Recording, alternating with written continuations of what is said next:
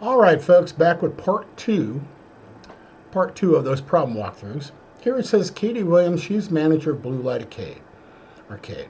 So they want you to do some journal entries again.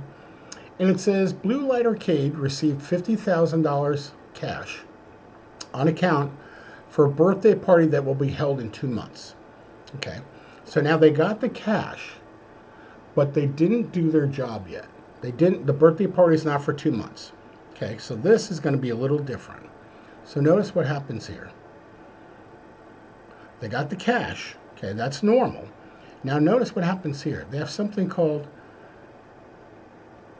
held 2 months ago. Oh, forgive me. I'm sorry, I made a mistake here. It was held 2 months ago, so they're just lowering an account receivable. So they're getting paid for something that did happen. Sorry, I misread that. Okay. Company agreed to hire an employee at a monthly salary of $3,000. The employee starts work next month. Well, there was no real transaction there. What happened? Nothing. They just agreed to hire somebody. Nobody got paid. Nothing happened. No transaction. Nothing happened there yet. Next, it says the company paid $2,000 for a tabletop hockey game purchased last month on account. So now what happens was they had an account payable because they bought it, but they didn't pay it. So now they're going to lower that account payable with a debit, and they're going to credit their cash by $2,000. Okay, so you see it was purchased last month, and when they did, they created this account payable. By the way, the journal entry before this would have looked like this. It would have been hockey game.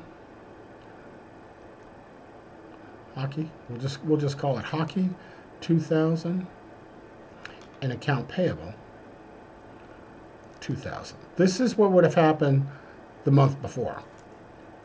Last month. That's what would have happened the month before. So now this account payable, this one and this one cancel each other out.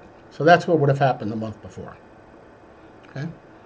A little bit more. It says here, repaid $5,000 on a bank loan that had been outstanding for 6 months.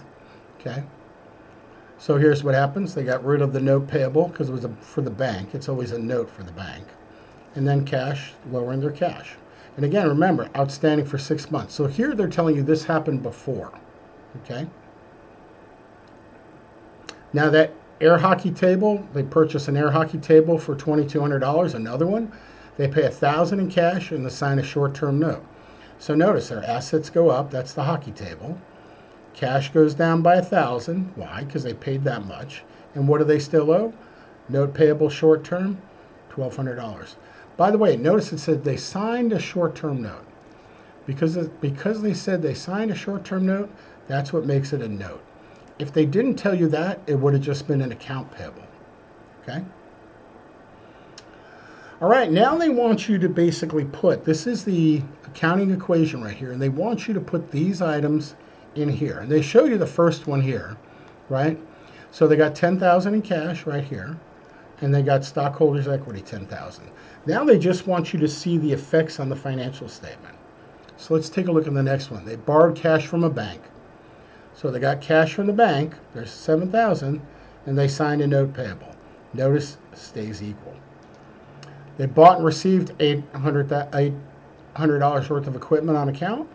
Equipment $800, account payable $800. Notice stays in here. Okay.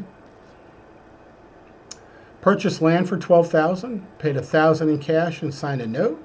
So here they got the land. That went up. Paid $1,000 in cash, and then they owe $11,000. So notice, see $11,000 here, and these two together are $11,000. They're equal. Okay. Last one says they purchased equipment, paid $1,000 in cash, and charged the rest on account. So there you go. There's your $3,000 in equipment. There's our cash we paid, and there's the account payable on account. Okay. So they're just showing you how everything stays in balance.